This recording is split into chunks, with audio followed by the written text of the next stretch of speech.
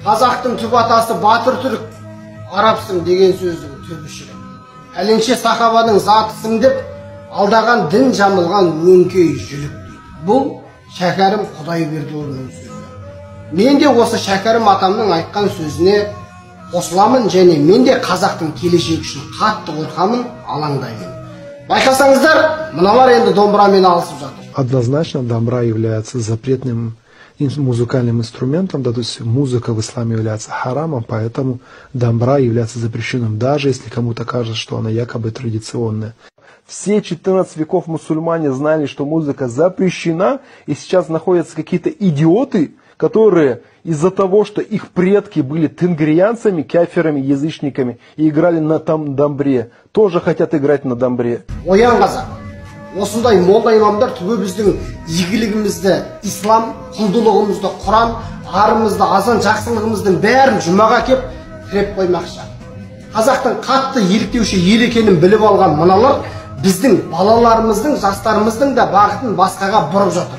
Байқасаңдар, ел алдындағылардың бәрі Алла, Алла деп, жұрт танитын қыздардың бәрі қымтанып жатыр. Бұрын үйдегі ата-әжелеріміз намаздарын тыныш, өзімен өзі ғана оқитын. Сол кісілердің намаз оқитынын көршілері де білмейді. Қазірше, қазір жария ету керек. Және бәрін жағалай орау керек. Бәрін бас көтертпей шүкірлетіп исламға иіп қою керек. Өткенде таныс бір қыз маған ассалаумағалейкум деп тұр. Сасып қалдым. Айналайын, сәлем де. Сәлем дей алмасаң сәлеметсіз бе деді. Мен солай айтсаң да саған ризамын. Алла іштегін айтпай-ақ біледі. Саған да Алланың игілігімен сәлем болсын. Бірақ қазақы қалпыңды бұзбаш, Құдай үшін қарындасым, замандасым. Қазақ болып қал. Менің де кітабым Құран, дінім ислам, пайғамбарым Мұхаммед саллаллаху алейхи уассалам әттеген-ай. Бірақ қара көздердің көбі қазір қазақы қалыптан кетіп барады. Өкініштісі не әкесі, не шешесі айтпайтын болды. Біз қазір тұғырымыздан тайып барамыз.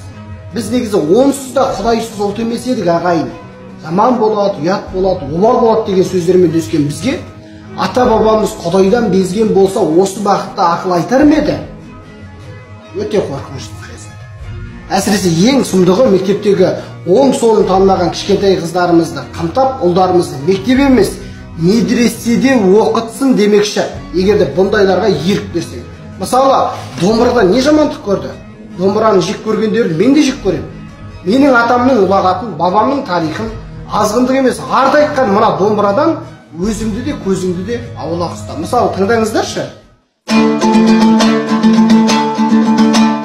Меккеге барсам, сұрарым Алла, Кабада тұрсам, жыларым Алла, елімнің өкілеп жатқан, сөндіре көрме шырағын Алла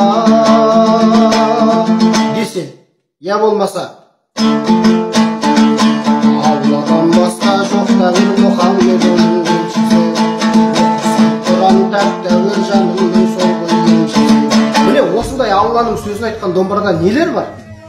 Олардың қалауы біздің қазақ болып қалғанымыз емес, әйтпесе Алланы айтқан домбыраны не үшін жек көреді? Біздің әнімізді, әрімізді, тұғырымызды, құлпымызды, дәстүрімізді бәрін жойып, бізден басқа адам жасау шығар армандар, Алла сақтасын. Ойлап көріңізші, осылай кете берсек, не боламыз?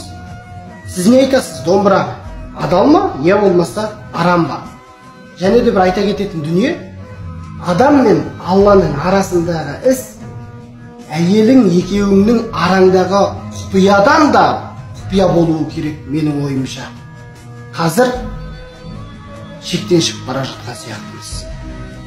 Ал әзірге менен бір ән болсын.